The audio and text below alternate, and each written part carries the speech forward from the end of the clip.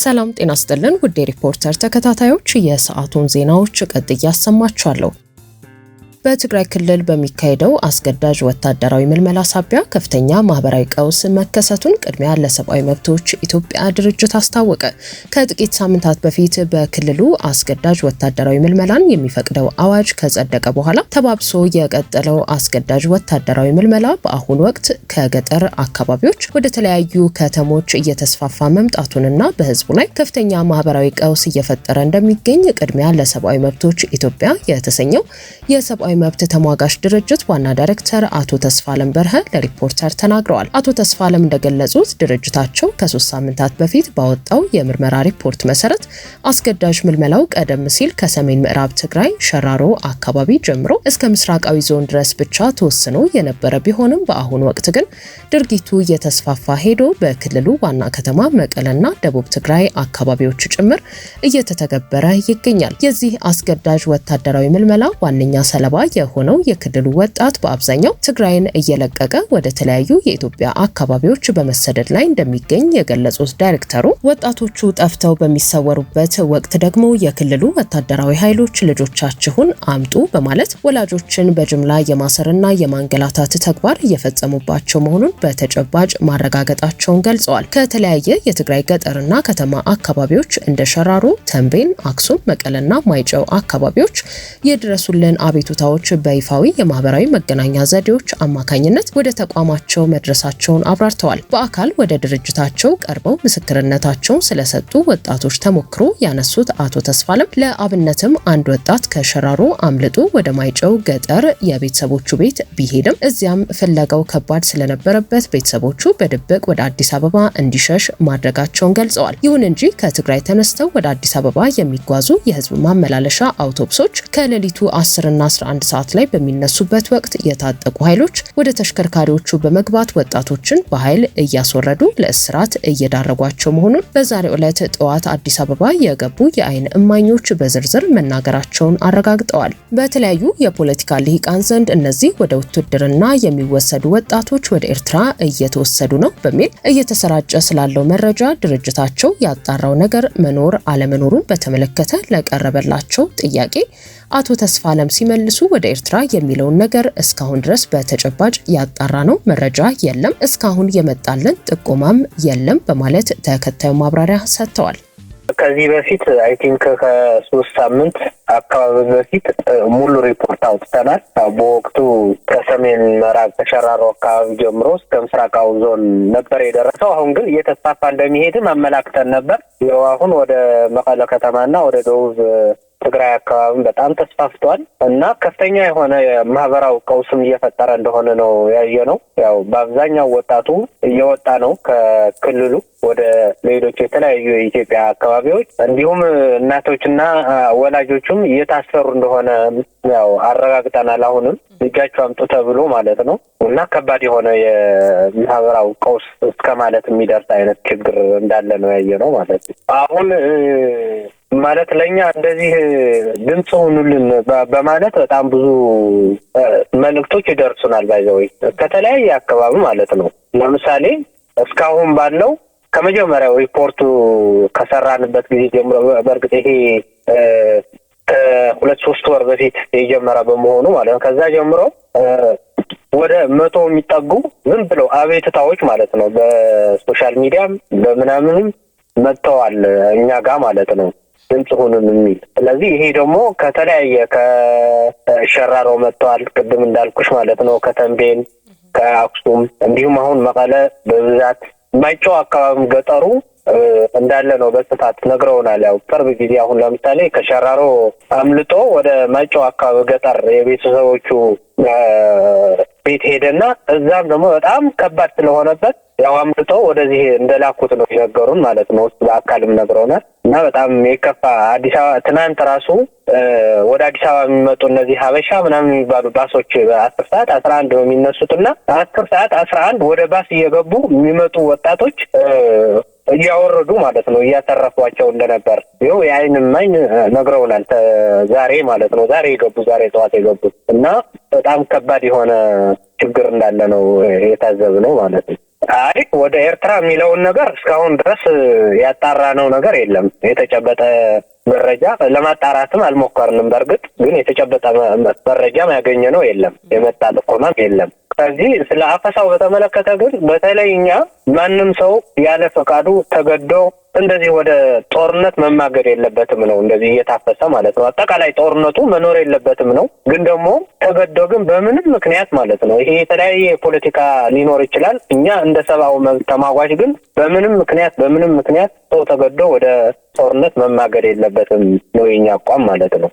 እንደ ሰብአዊ መብት ተሟጋች ተቋም ማንም ሰው ያለ ምርጫውና ያለ ፈቃዱ ተገዶ ወደ ጦርነት መማገድ የለበትም የሚል ጽኑ አቋም እንዳላቸውም አክለው ገልጸዋል። ይህ በእንዲህ እንዳለ የኢትዮጵያ ሰብአዊ መብቶች ኮሚሽን በትግራይ ክልል የሚካሄደው አስገዳጅ ወታደራዊ ምልመላ በአስቸኳይ እንዲቆም ጥሪ አቅርቧል። የኢትዮጵያ ሰብአዊ መብቶች ኮሚሽን በትግራይ ክልል ወጣቶችን ከፈቃዳቸው ውጪ ወደ ወታደራዊ ስልጠና የማሰማራትና ሀሳብን በነጻነት የመግለጽ መብትን የመገደብ ተግባራት ከሰብአዊ መብት መርሆች ጋር ረሱ በመሆናቸው በአፋጣኝ እንዲቆሙ ዛሬ ባወጣው መግለጫ አሳስቧል። ኮሚሽኑ ባደረገው ክትትል ክልሉ የትግራይ ሕዝብን ህልውና ለመጠበቅ በሚል ዘመቻ ወጣቶችን በግዳጅ ወደ ውትድርና ማሰማራት የሚያስችል አዋጅ አውጥቶ ከሰኔ 17 ቀን 2018 ዓ.ም ጀምሮ ተፈጻሚ ማድረግ መጀመሩን ለመገንዘብ መቻሉን ጠቅሶ ይህ ተግባር የፕሪቶሪያውን ስምምነት እንዲሁም ህገ መንግስቱን የሚጻረር መሆኑን ገልጿል። በአዲሱ አዋጅ መሰረት የክልሉ ተወላጅ የሆነ ማንኛውም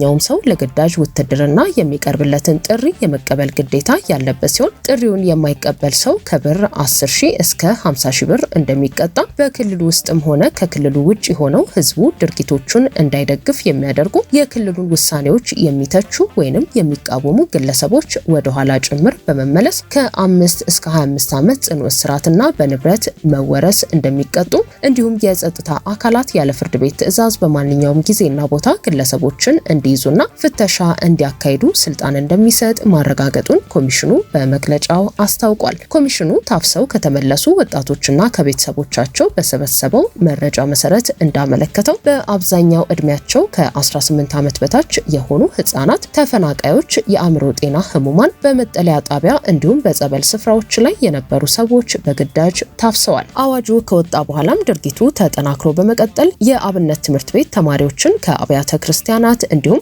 ሰዎችን ከገበያ ስፍራና ከቤት ለቤት አሰሳ በማፈስ ወደ ወታደራዊ ተግባር የማሰማራት ስራ እየተሰራ መሆኑን አረጋግጫለሁ ብሏል። ይህ ተግባር ከመንግስት ውጪ ባለ ኃይል የሚፈጸም በመሆኑ እንደ ጉልበት ብዝበዛና የጦር ወንጀል ሊቆጠር የሚችል ሲሆን የጄኔቫ ስምምነቶችን የህገ መንግስቱን አንቀጽ 17ና 18 እንዲሁም ኢትዮጵያ ያጸደቀቻቸውን ዓለም አቀፍና አህጉራዊ የህፃናት መብቶች ስምምነቶችን በግልጽ የጣሰ መሆኑን ኮሚሽኑ አመልክቷል። ከዚሁ እንቅስቃሴ ጋር ተያይዞ በክልሉና በአጎራባች አካባቢዎች በተከሰቱ ግጭቶች በንጹሃን ሰዎች ላይ ጉዳት ደርሷል ያለው ኮሚሽኑ ግንቦት 17ና 18 ቀን 2018 ዓ.ም በተከሰተ ግጭት አባትና ልጅ የሆኑ 2 ንጹሃን ሰዎች ህይወታቸውን አጥተዋል ብሏል። በአፋር ክልል አብዓላ ከተማ አስተዳደር ሙርጋ ቀበሌ አሳልጌ በተባለ ስፍራ በተፈጸመ ጥቃት በነዋሪዎችና በግመሎች ላይ ጉዳት ደርሶ በርካቶች ተፈናቅለዋል ሲል አክሏል። በጥር ወር 2018 ዓ.ም በነበረው ውጥረት ምክንያት ከጸለምት፣ ላላይ ጸለምት፣ ማይጸብሪ ከተማ፣ ኢስራ አዲ፣ ወጀራት እንዲሁም ከራያ ጨርጨርና ራያ አላማጣ በርካታ ነዋሪዎች ተፈናቅለው ያለበቂ የምግብና የመጠለያ ድጋፍ በአስቸጋሪ ሁኔታ ውስጥ እንደሚገኙ የጠቆመው ኢሰመኮ ይህ ወታደራዊ እንቅስቃሴ ከፕሪቶሪያ የዘላቂ ሰላም ስምምነት በኋላ በክልሉ የተፈጠረውን አንጻራዊ መረጋጋት ወደ ኋላ የሚመልስ በመሆኑ በክልሉ የሚንቀሳቀሰውን ታጣቂ ኃይል ጨምሮ ሁሉም አካላት ውጥረትን ከሚያባብሱ ድርጊቶች እንዲቆጠቡ አሳስቧል። ከዓለም የምግብ ቀውስ ተጋላጭ ሀገራት መካከል የተመደበችው ኢትዮጵያ በዓለም አቀፍ የሀገራት የረሃብ መጠን ልኬት ላይ ሀገራዊ መረጃ ባለመገኘቱ ከዓለም አቀፉ ሪፖርት ውጪ ተደረገች። ኢትዮጵያ ከዓለም አቀፉ የምግብ ቀውስ ሪፖርት ቴክኒካዊ መስፈርቶች ጋር የሚስማማ የምግብ ዋስትና ችግርን የተመለከተ መረጃን ማቅረብ ባለመቻሏ በቅርቡ ይፋ ከተደረገው የዓለም አቀፍ ሪፖርት ውጪ ተደርጋለች። ይህም በሀገሪቱ ያለውን የረሃብ መጠን በትክክል ለመመዘንና ለሰብአዊ ምላሾች መረጃ ለመስጠት ያላት ሀገራትን አቅም አጠያቂ እንዳያደርገው ስጋት ፈጥሯል። የዓለም የምግብና እርሻ ድርጅት የዓለም የምግብ ፕሮግራምና አጋሮቻቸው በምግብ ቀውስ ላይ ከሚሰራው ግሎባል ኔትወርክ አጌንስት ፉድ ክራይሲስ ጋር በመሆን ያዘጋጁት የ2026 ዓመት ሪፖርት እንደሚያመለክተው ኢትዮጵያ የከፋ የምግብ ዋስትና እጥረት መረጃ ካልተገኘላቸው ወይንም የቀረበው መረጃ በሪፖርት ውስጥ ለመካተት የሚያስፈልገውን ቴክኒካዊ መስፈርት ካላሟሉ 18 ሀገራትና ግዛቶች መካከል አንዷ ሆናለች። የኢትዮጵያ በሪፖርት ውስጥ አለመካተት በሀገሪቱ የምግብ ዋስትና መሻሻሉን የሚያሳይ ማስረጃ ተደርጎ በስህተት ሊተረጎም አይገባም ሲል ያሳሰበው ሪፖርቱ በተቃራኒ በዓለም አቀፍ ደረጃ የምግብ ዋስትና ክትትል ላይ ያለውን የመረጃ ተባባሪነት ክፍተት የሚያሳይና በገንዘብ እጥረት በቦታዎች የተገደበ ተደራሽነትና መረጃዎችን ለመሰብሰብ ወይንም ለማጋራት ፍቃድ የማግኘት ችግሮች መኖራቸውን የሚያመላክት ነው በማለት አስታውቋል። በዓመታዊ ሪፖርቱ ኢትዮጵያ እስከ ፈረንጆቹ 2025 ባላት የዓለም አቀፍ የምግብ ቀውስ ሪፖርት መረጃ መሰረት በ2024 እንደ አውሮፓውያኑ አቆጣጠር ከ27 ሚሊዮን በላይ ሰዎች ከፍተኛ ደረጃ ላለው የከፋ የምግብ ዋስትና እጥረት መጋለጣቸው ተገልጾ የነበረ ሲሆን የ2025 ዓመት መረጃ ሳይገኝ ቀርቷል። ዓለም አቀፉ ሪፖርት እንደሚያሳየው በዘርፉ እየቀነሰ የመጣው የለጋሾች የገንዘብ ድጋፍ በዓለም ዙሪያ የሚደረጉ የምግብ ዋስትና ምዘናዎችን ሽፋን በመቀነሱ ተጋላጭ የሆኑ የህብረተሰብ ክፍሎችን ለመለየት የሚያስፈልጉ ዝርዝር መረጃዎችን ማግኘት አስቸጋሪ ሆኗል ሲል አሳስቧል። ኢትዮጵያ ከሪፖርቱ ውጭ መሆን በበርካታ ክልሎች ውስጥ የሰብአዊ እርዳታ ፍላጎቶች ከፍተኛ ሆነው ባሉበት በዚህ ወቅት ፖሊሲ አውጪዎች፣ የሰብአዊ ረድኤት ድርጅቶችና ለጋሾች የሀገሪቱን ወቅታዊ የምግብ ዋስትና እጥረት ሁኔታ በተመለከተ በዓለም አቀፍ ደረጃ ሊነጻጸር የሚችል መረጃ እንዳያገኙ እንደሚያደርግም ስጋት ፈጥሯል። ሪፖርቱ በማስረጃ ላይ የተመሰረተ ውሳኔ አሰጣጥን ለመደገፍ በምግብ ዋስትናና በስነ ምግብ ክትትል ላይ ከፍተኛ ኢንቨስትመንት እንዲደረግ ጥሪ አቅርቧል። በዓለም አቀፍ ደረጃ ሪፖርቱ በ2025 በ47 ሀገራትና ግዛቶች ውስጥ የሚገኙ 266 ሚሊዮን ሰዎች ከፍተኛ ደረጃ ላለው የከፋ የምግብ ዋስትና እጥረት መጋለጣቸውን ይገምታል። ውድ የሪፖርተር ተከታታዮች የሰዓቱ ዜናዎቻችን እነዚህ ነበሩ። ስላደመጣችሁን ከልብ እናመሰግናለን።